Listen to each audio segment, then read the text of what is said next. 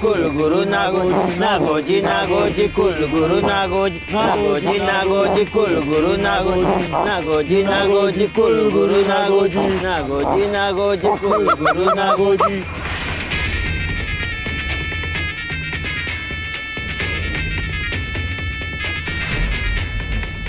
जय जिंगरोबा. जय जिंगरोबा. ये इकडे बघ. मी काय सांगतोय तुला. म्या घाबरावायला नाही आलेलो तुला. कुंटा बळकट करायला आलोय. नागोजी नागोजी कुलगुरु नागोजी नागोजी नागोजी कुलगुरु नागोजी. वाटेल ते झालं तरी आजच्या राज्याला सखू संपायलाच हवी. नागोजी नागोजी कुलगुरु नागोजी नागोजी नागोजी कुलगुरु नागोजी. आणि तिला संपवताना जो कोणी अडथळा आणल त्याला बी संपवायचं. मग तिच्या घरचे आले तरी आयगाई करायची नाही, त्यांना बी संपवायचं. आणि काही झालं तरी सखू आज सुटता कामा नये. नागोजी नागोजी कुलगुरु नागोजी नागोजी नागोजी. सखू आज मरायलाच पाहिजे. नागोजी नागोजी कुलगुरु नागोजी नागोजी नागोजी कुलगुरु नागोजी. खास तुझ्यासाठी आज राज्याला सखू एकटीच अंगणात असेल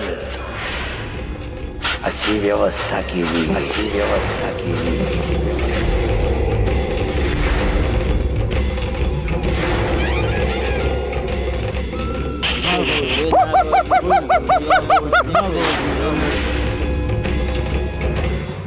सकू, जे तुझ्या स्वतःच्याच अंगाशी येईल त्यापासून लांब राहा.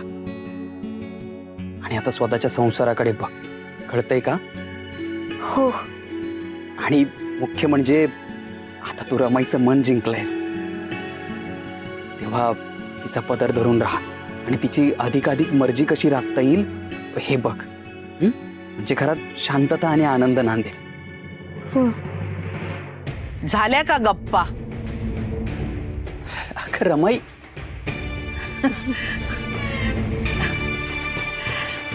नाही म्हटलं सुनबाई. आहोंशी गप्पा झाल्या असतील तर सासूबाईंसाठी सुद्धा जरासा वेळ काढा. नाही, मलाही हितगुज करायचंय ना तुझ्याशी.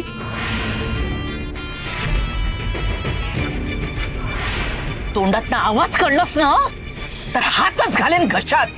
मुखात हात चाल ना. म्हणून मी त्याच्यासमोर तुला काहीच बोलू शकत नाही. याचा अर्थ मी तुला क्षमा केली आणि या घरची सून म्हणून मी तुझा स्वीकार केला असा होत नाही.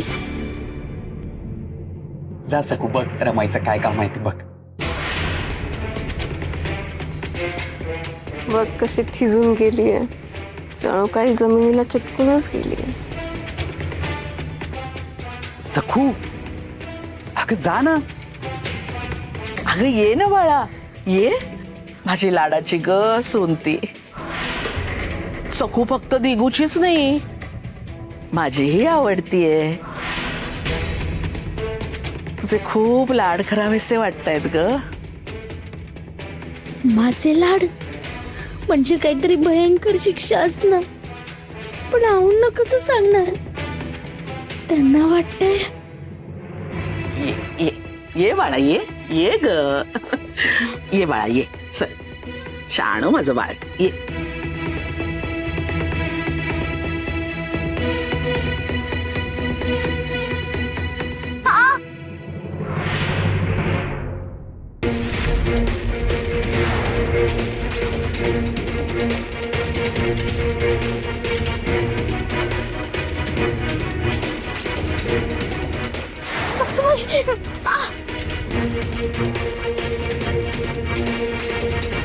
लाशरम गुंडाळून खुंटीवर टांगलीस का ग?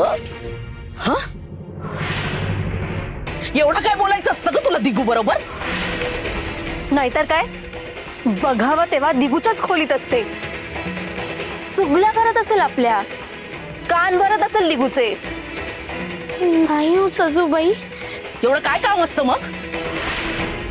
सतत काय नवऱ्याच्या खोलीत जात असतेस? अगं सारखं सारखं नवऱ्याच्या खोलीत जाणं शोभतं का तुला? घरात वडील मंडळी आहेत, काही भान आहे की नाही त्याचं?